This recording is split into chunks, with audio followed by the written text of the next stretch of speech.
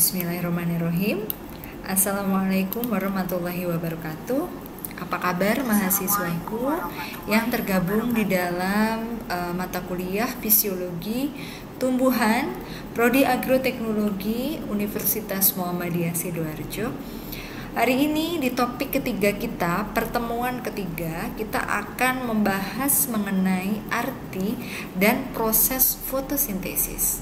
Apa itu fotosintesis? Nah, kalian perlu tahu ya bahwa mungkin kalian sudah tahu fotosintesis itu apa. Jadi kita ngobrol tentang bagaimana tanaman itu memasak makanannya sendiri atau yang disebut dengan autotrof. Tanaman merupakan makhluk autotrof yang bisa memproduksi makanannya sendiri. Nah, seperti yang kalian ketahui ya, apa sebenarnya fotosintesis itu? Seberapa penting fotosintesis itu bagi kehidupan tanaman? Menurut ilmu biologi, fotosintesis adalah proses mengubah energi cahaya matahari menjadi energi kimia dan kemudian di-keep atau disimpan dalam bentuk glukosa atau gula dan karbohidrat. Nah, hasil dari proses fotosintesis ini adalah glukosa. Fotosintesis hanya terjadi pada tumbuhan dan beberapa ganggang atau alga, biasanya dari kingdom Protista.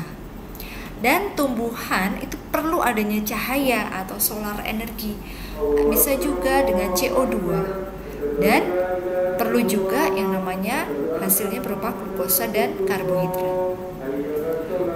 Proses fotosintesis terjadi di dalam daun atau bagian yang memiliki kloroplas.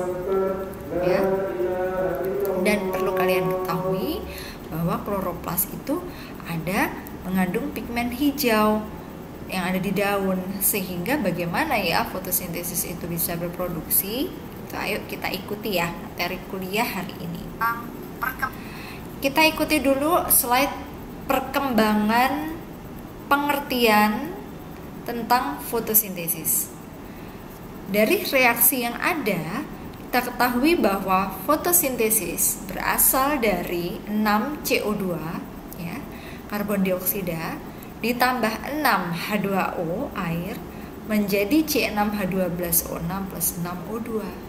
Jadi peristiwa ini hanya jika ada klorofil dan ada cukup cahaya.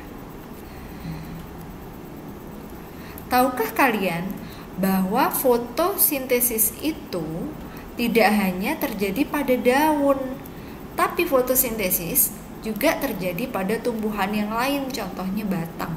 Kok bisa sih Bu Intan? Nah, bagian daun itu ada epidermis atas dan ada epidermis bagian bawah. Ada juga mesofil daun, pembuluh angkut dan juga stomata.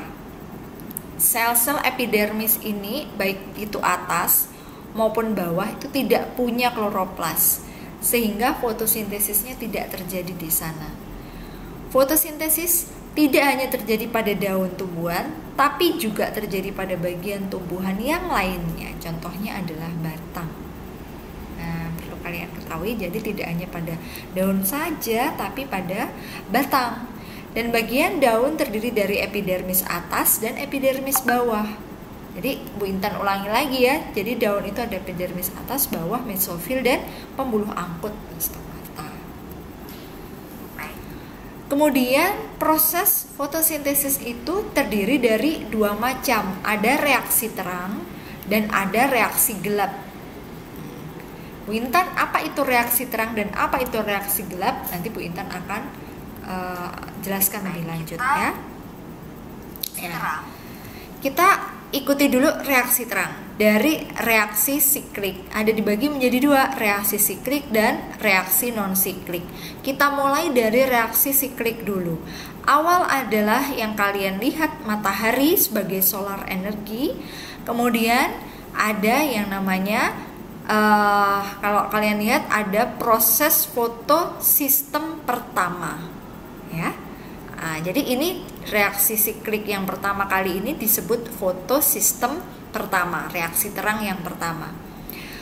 Mulanya ada akseptor akseptor ini ya, akseptor ini membawa elektron ya, elektron menjadi ferredoksin. Kemudian diubah ferredoksin menjadi plastoquinin. Yang plastoquinin ini mempunyai energi yang namanya ATP, adenium trifosfat ya.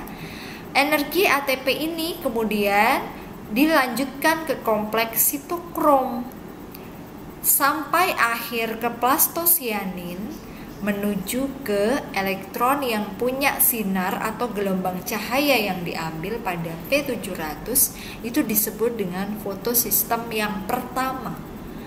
Dilanjutkan dengan reaksi non-siklik. Non-siklik ini itu disebut sebagai fotosistem kedua. Kalau kalian lihat, pertama kali yang dilihat adalah ada lingkaran hitam di sini 2, P680 dan P700. Ini merupakan gelombang cahaya yang diambil dari solar energi. Cahaya P680 diambil menuju ke akseptor, ada 2 elektron di situ. Kemudian diubah menjadi plastoquinin atau Pg ya, disingkat Pg atau plastoquinin.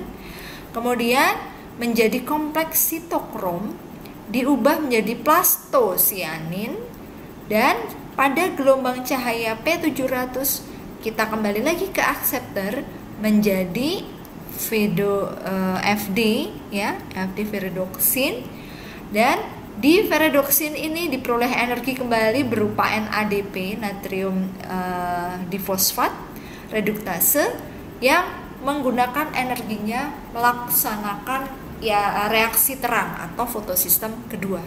Sehingga kalian perhatikan ya, kalian cermati bahwa ada 2 kali reaksi dalam reaksi terang itu, fotosistem pertama dan fotosistem yang kedua. Selanjutnya, Intan, apa itu reaksi gelap? Reaksi gelap merupakan tahap sebenarnya dalam pembuatan bahan makanan pada fotosintesis. Energi yang telah dihasilkan selama reaksi terang itu digunakan sebagai bahan baku utama dalam pembentukan karbohidrat. Kemudian proses fiksasi CO2 juga berfiksasi di dalam stroma. Kalau kalian lihat ada tahapan tertentu, ada 3 tahapan ya, tahap 1, kedua, dan ketiga dalam reaksi gelap. Perhatikan, untuk yang pertama adalah diperlukan karbon pada tahap pertama ya, fiksasi CO2 itu diperlukan karbon. Tahap fiksasi CO2 yang pertama dipisah karbon menjadi 6 karbon, 3 karbon P dan 3 karbon lagi dari P berikutnya. Dijadikanlah ATP 12 ADP tambah 12P menjadi energi, diringkas ya, disederhanakan menjadi 3 atom C atau 3 karbon. Dari proses energi yang awalnya NADPH berubah menjadi 12 NADP, diubah ke diringkas lagi, disederhanakan ke 3 karbon PgAl. Ya, ini dari PgAl ini tahap reaksi gelap ini diubah jadi tahap pertama berubah menjadi tahap kedua. Tahap kedua kita melibatkan 6 atom C lagi, disederhanakan atau yang diregenerasikan menjadi 3 atom C, yang ATP berubah menjadi 6 ADP plus 6P, diubah kembali menjadi 6 atom C dalam bentuk RUBP. Nah, itulah yang disebut sebagai RUBP karbosilase atau yang dinamakan dengan reaksi gelap. Nah, gelap itu teman-teman, apa yang mempengaruhi fotosintesis? Apakah fotosintesis itu selalu berhasil? Tidak, teman-teman. Ada beberapa faktor yang kita perhatikan dalam proses fotosintesis itu berhasil atau menentukan keberhasilan dari fotosintesis. Yang pertama adalah klorofil, ya, jumlah klorofil yang pas. Yang kedua adalah cahaya matahari, dan yang ketiga adalah air serta karbon dioksida. Kalau kalian, nah itu tadi teman-teman semua sedikit mengenai fotosintesis.